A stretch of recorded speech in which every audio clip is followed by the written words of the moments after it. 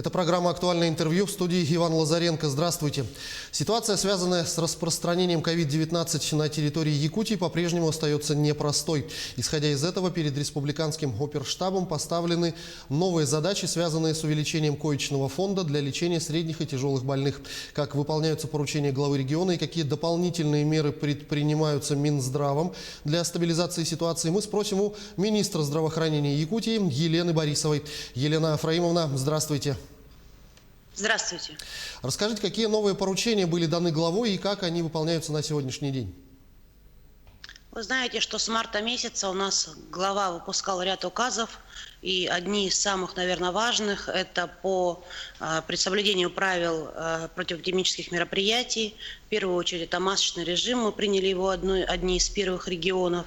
Это дистанцирование, это речь об удаленном формате работы. И буквально недавно, 13 октября, был подписан новый указ 1470, где главой говорится о том, чтобы те лица, у которых есть в семье контакты по заболевшим с любыми формами острых респираторных вирусных инфекций, точно так же уведомляли работодателей и были дома, перейдя на удаленный формат работы. Что касается его исполнения, то сегодня основным контролером является Роспотребнадзор, Министерство труда, Трудовая инспекция. Министерство же здравоохранения констатирует только факты наличия заболевших и передает данные контактных лиц в данные Роспотребнадзора. До скольки дней сейчас сократилось время ожидания результатов анализов ПЦР и как это должно отразиться в целом на диагностике этого заболевания?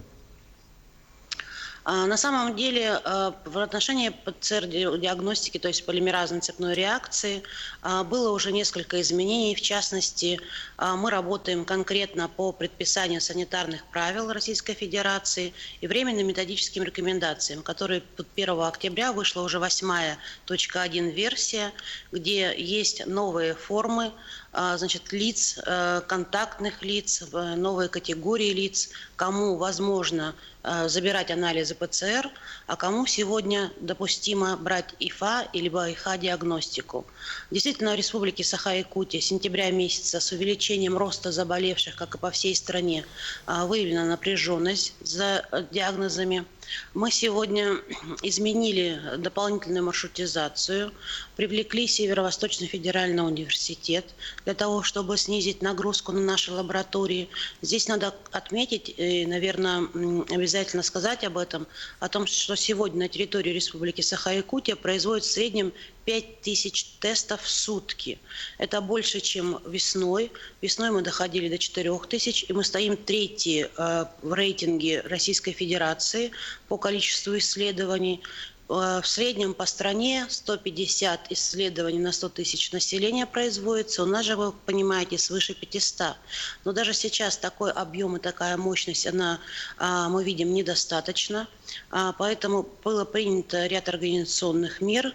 В том числе мы ознакомились с этими мерами нашего главу, рассказав о тех возможных дополнительных ресурсах, привлеченных наши медицинские организации, как я уже раньше отметила, в том числе введением новых способов исследований на ИФА и ИХА-диагностику.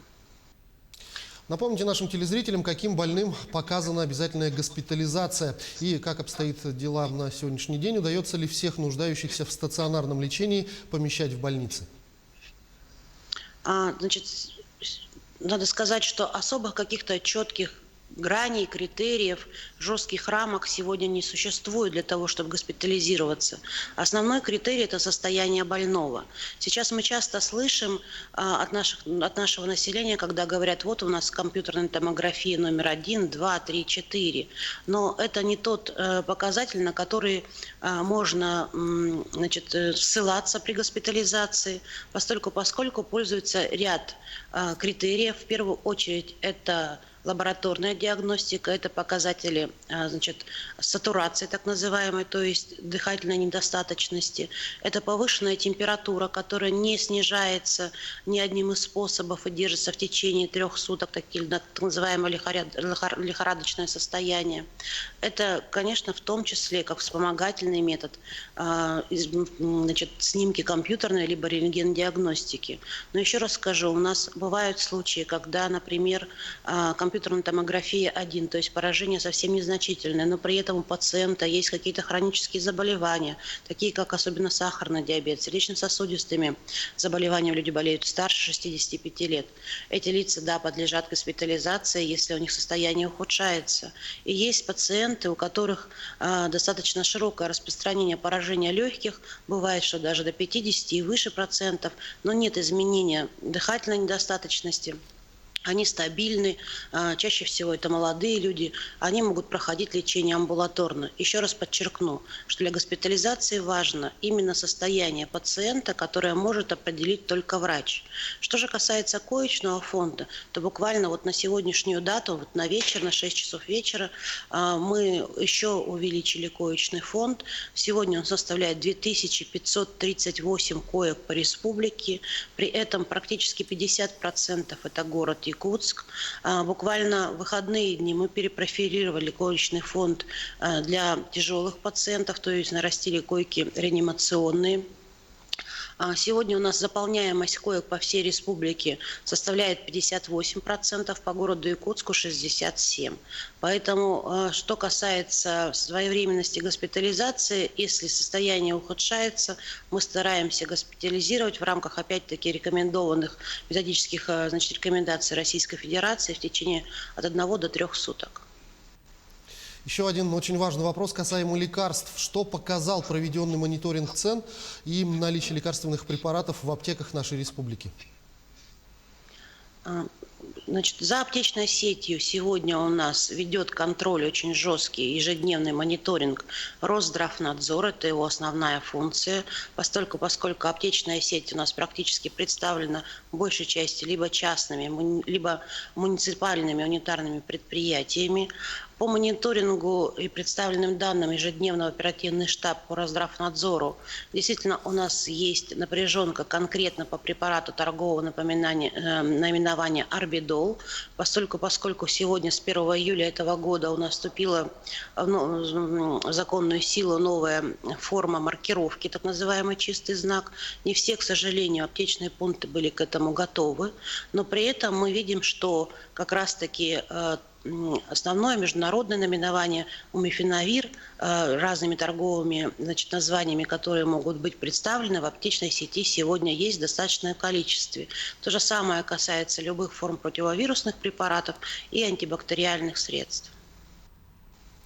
За ценовой политикой также контролирует Росздравнадзор, и если выявляются случаи превышения цены, сразу поступают сигналы, принимаются значит, меры карательного характера.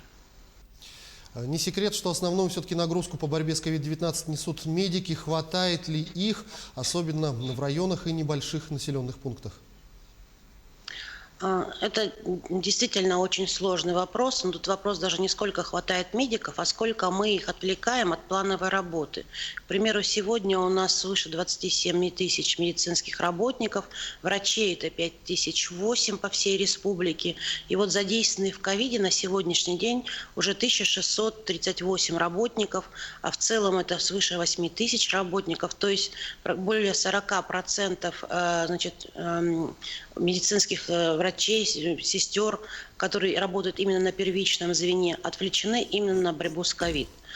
Что касается достаточности персонала, то, конечно, у нас ресурсы еще есть, но мы должны понимать, чем больше мы привлекаем медицинских работников на работу в ковид, тем меньше у нас возможностей оказывать плановую помощь, которую мы с большим трудом открыли с 15 августа практически во всех медицинских организациях, в том числе и хирургическую плановую помощь. И поэтому для нас очень важно все-таки, чтобы люди сохраняли значит, обеспокоенность, некую настороженность в части ковида, которую мы немножечко утратили в летний период, соблюдали простые правила, которые прописаны сегодня, рекомендованы всей нашей стране, в том числе и поддержаны указами главы нашей республики. И тем самым приостановили такой большой всплеск распространения ковид-инфекции и что, наверное, позволило бы нам сегодня все-таки больше своих сил направлять на плановую медицинскую помощь, чем на работу с ковид. Совсем скоро уже начнется распутица и закроются переправы паромные. Как будет организована доставка больных с тяжелым течением ковид в районные больницы и в столицу республики? Точно так же, как и любое другое заболевание, у нас сегодня в республике работает трехуровневая система оказания медицинской помощи. Вся маршрутизация расписана. Мы работаем, в принципе, в таком формате распутицы и отсутствия транспортной доступности, транспортной схемы не одно десятилетие. Значит, практика наработана и в рамках санитарной авиации, которая может быть представлена и наземным, и воздушным путем. Это же касается и ковид-пациентов. Мы работаем в таком формате уже 9 месяцев.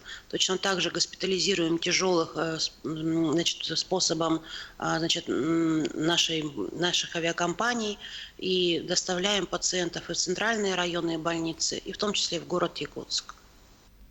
Скажите, а хватает ли на местах компьютерных томографов, аппаратов искусственной вентиляции легких? Насколько эффективно они используются? Что касается компьютерных томографов, то сегодня в республике 27 аппаратов. Значит, они практически все работают в режиме трехсменной работы. В том числе в городе Якутске у нас изначально было принято решение об открытии так называемого компьютерного ковид-центра на базе городской больницы номер 3, которая работает круглосуточно. В том числе они принимают скорую медицинскую помощь по зеленому коридору. Нагрузка, конечно, колоссальная. Если привести пример, буквально в сентябре прошлого года мы делали 800, чуть больше, порядка 900 исследований, то сегодня это уже цифра 5000. Несмотря на это, мы в рамках ковид-кампании закупили дополнительно 4 компьютерных томографа, которые были поставлены в Мирном, Верхневилюйске, Сунтарах, Вилюйске. Вилюйск как раз сейчас заканчивает ввод в эксплуатацию. Но помимо рентгена компьютерного мы используем также обычные стандартные рентгеноустановки, которыми обеспечены все районы нашей республики. И пока большой нагрузки на рентгеноустановки мы не ощущаем.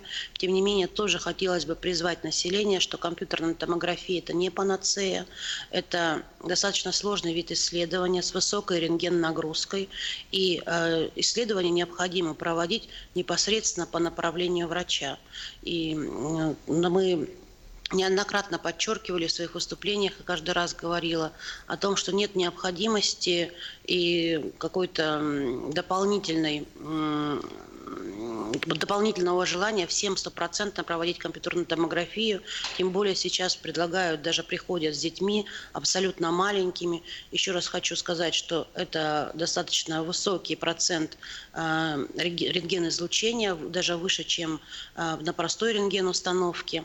Не стоит забывать, что у нас все-таки доктора профессионалы, и любое изменение дыхательной недостаточности, тем более легочной формы пневмонии, может услышать доктор и проводя аускультацию. Ее никто не отменял, и она является основным как раз критерием в части постановки диагноза. Давайте вернемся к вопросу о врачам. Другие болезни никуда, к сожалению, не делись. Как сейчас проводятся приемы граждан с хроническими заболеваниями в медицинских учреждениях, а также профилактические осмотры и диспансеризация. Спасибо большое, действительно очень хороший вопрос. Я уже ранее говорила, что с 15 августа мы возобновили свою работу, которую закрыли практически в начале марта. все поликлиники нашей республики, все стационары возобновили плановые приемы оказания медицинской помощи. Единственный нюанс, конечно, что мы тщательно стараемся исполнить все предписания Роспотребнадзора по соблюдению противоэпидемических мероприятий. Таким образом, у нас уменьшается количество пациентов, которые мы можем принять за день, либо вот на стационарную койку. Ну, к примеру, если ранее врач принимал в день от 40 до 60 пациентов, то сегодня это количество уменьшается практически в 2 раза, поскольку требуется дополнительное время на проведение дезинфекции помещений, переодевание самого доктора, и поэтому у нас рассредоточено время на прием пациентов. То же касается и стационара. Если вы помните, что когда начинался учебный процесс, мы говорили о том, что количество учащихся должно быть в кабинете практически уменьшено вдвое. То же самое касается и стационарных коек, когда в палате у нас раньше могли находиться, если это большая палата, до 10 человек, то сейчас это в половину меньше. Таким образом, объем, конечно, медицинской помощи, который сегодня мы можем оказать, он сокращается в 2 раза именно за счет противоэпидемических мероприятий. Но, в принципе, у нас все специализированные отделения работают. Хотелось бы отметить, что в течение всего времени мы не прекращали ни на один день приема кардиологических больных. Также у нас работал онкологический диспансер без ограничений, и поликлиника работала, и стационары, проводились хирургические вмешательства, в том числе дневные стационары. Не оканчивали свою работу республиканская больница номер 2, которая оказывает экстренную медицинскую помощь.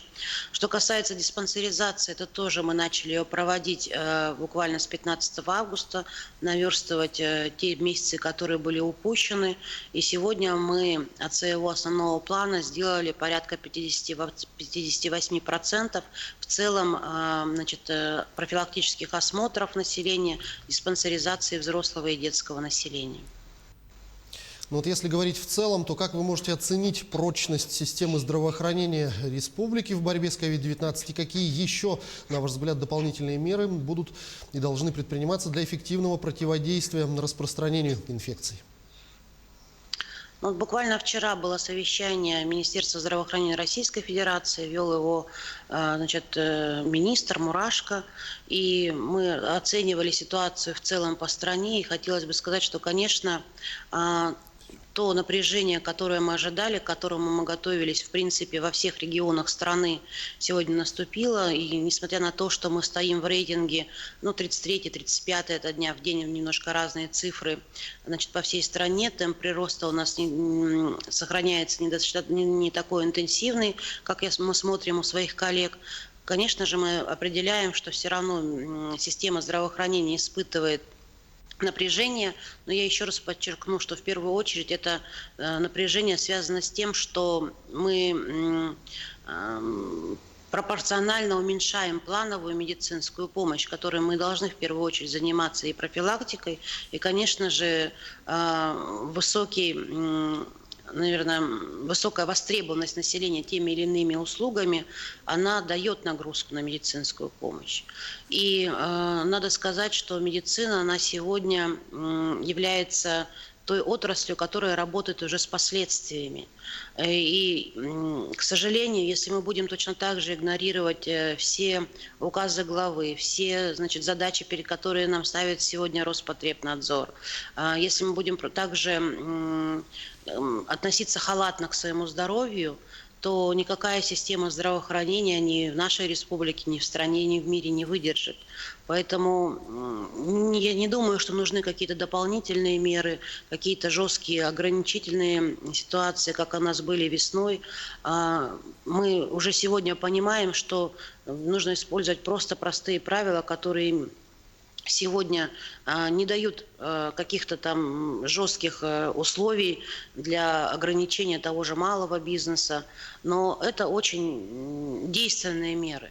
Вот даже сегодня, когда глава подписала указ по сохранению и переводу максимального количества работников, как минимум 50% бюджетной сферы, на удаленную работу, уже этот показатель дал бы хороший результат. Потому что мы видим по своей статистике, что порядка 70% всех заболевших своим местом заражения в первую очередь называют работу. И чаще всего это офисы, которые сегодня имеют низкую возможность даже проветривания помещений в связи с климатическими условиями. Это плохая дезобработка. Та практика, которую мы применяли весной и обрабатывали большие магазины, торговые центры, значит, оптовые базы, тоже как-то у нас сегодня подзабылось. И используя вот простые методики, обработку транспорта, собственных рук, помещений, ношения масок и ограничения массовых мероприятий, на наш взгляд, дало бы колоссальнейший результат для того, чтобы снизить заболеваемость, которую мы сегодня наблюдаем в нашей республике. Елена Фраимовна, я благодарю вас за беседу. Спасибо, что ответили на наши вопросы. Всего вам самого доброго. Спасибо вам. Берегите свое здоровье.